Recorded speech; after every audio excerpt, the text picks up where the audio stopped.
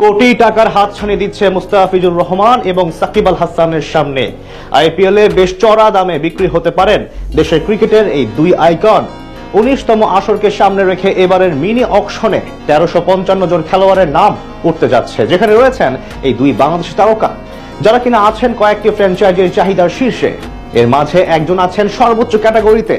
IPL এ সাকিব মুস্তাফিজের দাম এবং সম্ভাবনা নিয়েই বাকিটা জানবো রিপোর্টে।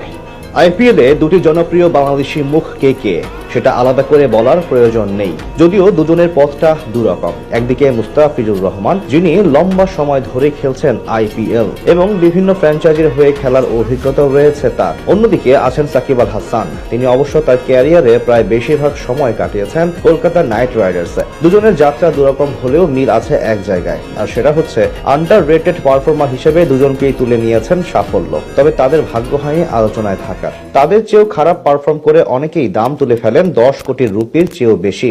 তবে সেখানে এই দুজনের ভাগ্য যেন বড্ড খারাপ, পারফর্ম করেও আলোচনা হয় না তাদেরকে নিয়ে। কে জানে, হয়তো বাংলাদেশি বলেই তাদেরকে নিয়ে আলোচনা করতে চায় না মিডিয়া।